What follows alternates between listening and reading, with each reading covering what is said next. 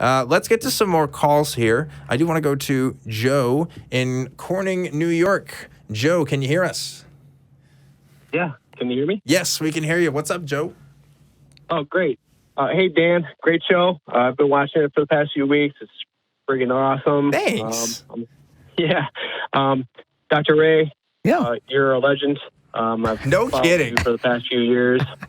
Now, Dr. Ray, I know you have a background in sociology, and it seems like what you're dealing with recovering from religion is more so in the psychology realm.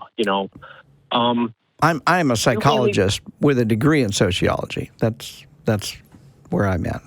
I have a degree in sociology, but I'm a psychologist. Right. And well, the two definitely overlap. No, definitely a lot. You're right. As far as recovering from religion, do you mainly deal with people who were deep in belief and just waking up and trying to assimilate into society, or do you also deal with people who've never bought into it to begin with, but were just brought up in it and then left to figure out the world on their own when they were on their own? Joe, you would be surprised at how many lifelong atheists call in for us. It's really kind of funny. When I started recovering from religion, I never dreamed we'd have a bunch of atheists that need this kind of help. Early on, after we were doing a few of the local groups, about the third or fourth group we had 2 or 3 people show up that said, I've been an atheist all my life. And I'm thinking, what are you doing here? And I quickly learned that, yeah, they've been an atheist, but they still had emotional issues they had never dealt with. And they thought coming to this group might help. So, yeah, we do. I wouldn't say it's probably 10% at most. But there are a lot of issues that people, even an atheist, lifelong atheist, may have been raised by a fundamentalist grandparent or a parent who beat them because they didn't believe or something like that. And they may not realize that they had some kind of religious trauma around that. So that's kind of where we come from. Does that answer your question? Yeah, it answers my question. I guess, like my father, he's really evangelical. He still is till this day. But I remember just back when I was 3, 4 years old, and I was sitting out in the crowd at the church, and they were having a theatrical reenactment of Jesus carrying the cross up to the stage, and I specifically remember this moment, even being so young. I just laughed out loud, and they came up to me and asked my mother to remove me from the audience. You were a bad boy there. Absolutely. and I was in that church up until about 13, 14 years old, and honestly, I never bought into it, and I really enjoyed the kids that I was there with, and I'm still in touch with a few of them to this day, and not surprisingly, quite a few of them have left the church and are now they're atheists themselves. Right. But later on, I started looking, and I found out that I didn't really know anything about the world. Once I was out on my own, 16, 18 years old, I'm running around. I didn't really know what was going on. It's like I was kind of in a bubble. You were in a bubble. Yeah. Yeah. Religion can really isolate you even when you don't believe what it's trying to cram down your throat. And you can be, and I'm going to use the word trauma, but I don't mean that everybody's traumatized, and I'm not saying you're traumatized, but you certainly are deeply influenced.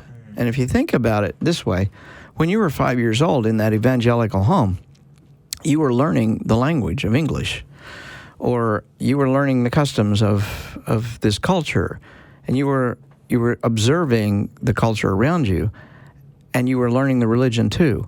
Your small childlike brain could not distinguish between learning language and learning religion.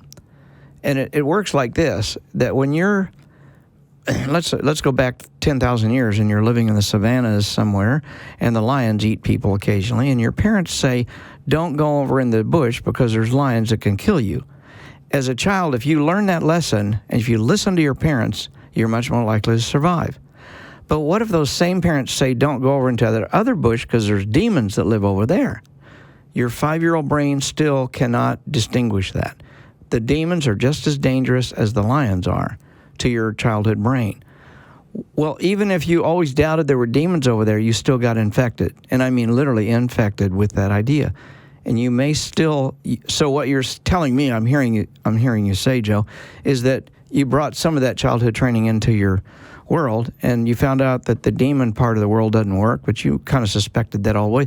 But nobody taught you about the rest of the world, about the real places where the lions live and stuff like that. Is that correct? Does that sound right? Yeah. Okay. Yeah, absolutely. So your task is... go ahead. On that note, there's been a few times where, really dramatic things have happened, and I find myself doing the exact opposite of what everyone else is doing, and I don't know if that's because of my upbringing. But, for instance, one time there was an accident at a busy intersection, and there were probably about 50 cars around the intersection, and a motorcycle had come through an intersection, and the guy hit the center slick on the road and went sideways, and everyone was just sitting there, and I was the first to get out of the car and to go and help the guy and get his bike up off the road, get him off the side of the road. There were other points in my life where, I just was one of the first to be at the scene, and right. I don't know if that's because of that upbringing, maybe it's my counter reaction to that upbringing, or I don't know if that's related at all, but I don't know. It may not be, but I think there is some characteristics, psychologically speaking, that you may not even be aware of, and that is some people just perceive the world, the physical world around them, much more quickly and much more accurately than other people do. It probably isn't very little to do.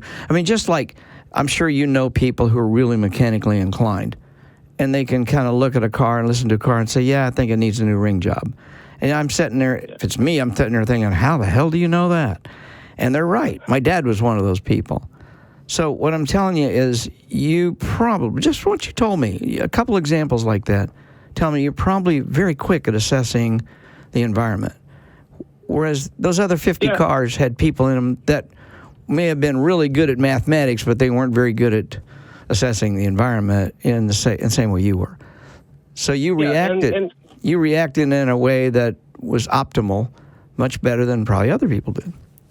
Sure, and that kind of drives it home to the original point of my call. It's, it really drives me nuts when I see some fringe Christian on YouTube stating that they used to be atheists and then they woke up and now they're Christian. And it's like, well, were you really ever an atheist? I mean, I guess they were, but were they exposed? And it makes me wonder, right? Are some people? Is it more innate in some people than others? Yes, there's whether that be nature versus nurture. No, I don't even want to go down that rabbit hole. I will say that there's five personality characteristics in humans, and 4 of them don't correlate with religiosity much, if at all. But one of them does, and it correlates negatively, and that's called openness to new experience and curiosity. The higher you score, if I were to give you a personality test, and I found that you scored high on openness to new experience and curiosity, I would also predict that you probably are very low in religiosity. That just seems to be a strong correlation. It doesn't mean you still could be religious, but most people, as they age and go through life, if they have high scores in that area, become less and less religious as they grow on. Now, the other side of the coin is people who score low in openness to new experience and curiosity. In other words, they're not curious and they don't like new experiences, they correlate positively with religiosity. So the less curious you are, the more religious you probably are. Now, that kind of makes some sense, I think, common sense, but we have empirical evidence for that as well. Sure. And you sound like a very curious person. You already said you assessed the environment very quickly. You probably don't believe it's hard to convince you of supernatural bullshit going on because you can see it doesn't work. Well, that tells me you probably would score high in that area, and so your religiosity is probably going to eventually be pretty low. So is there a correlation between people that score low in those areas and their, I guess, them accepting other things too, like chemtrails and the anti-vax conspiracies and Good anything question. else you can think of in that category. Well, I haven't seen any research in that particular area. But let me be clear, because I don't want anybody leaving this show thinking I'm saying they're less intelligent. They are not. People can score very low on curiosity and very low on openness to new experience and still be incredibly intelligent. That's I absolutely agree with that, and right. I experience that firsthand every day at work. I work in a top-notch R&D facility in the United States, and I see some very, very brilliant people, and then speaking with them outside having a smoke, and they say some really crazy stuff. Yeah. But on the other hand, they really know their job. They know their subject matter. What they're a master of the subject matter.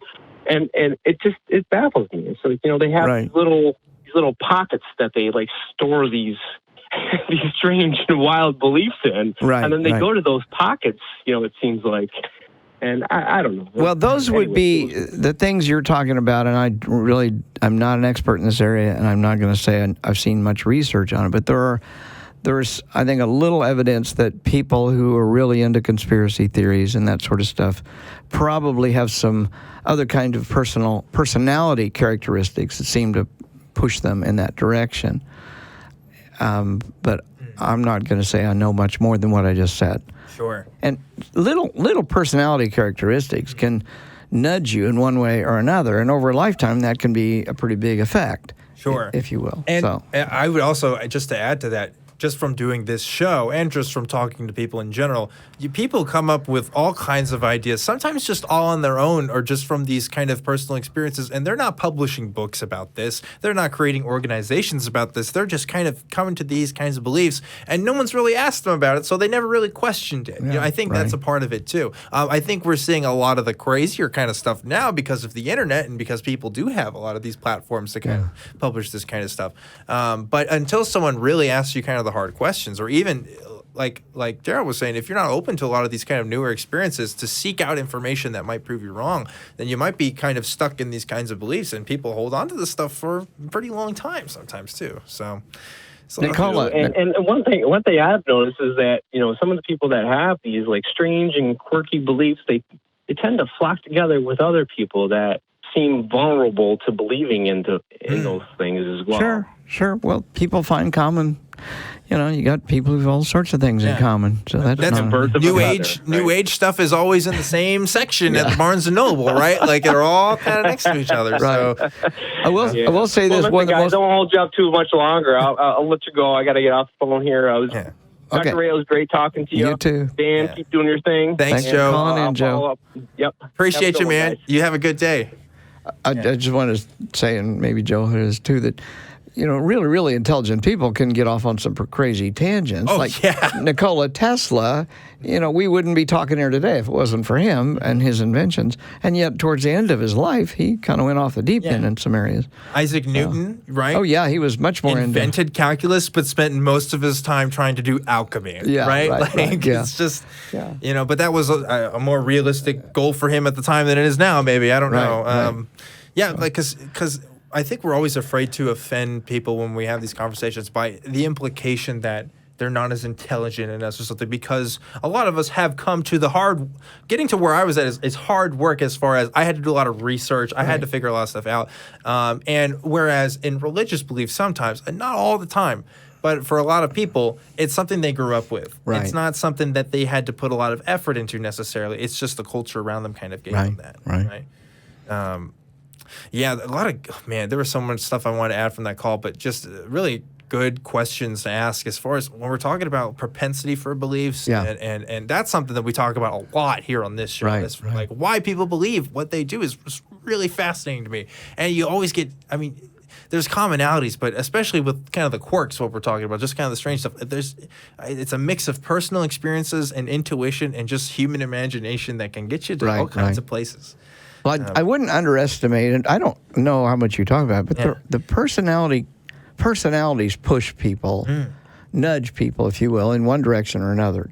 And like I said, there's 5 different characteristics. So any one of those 5 can be nudging you in one way or the other.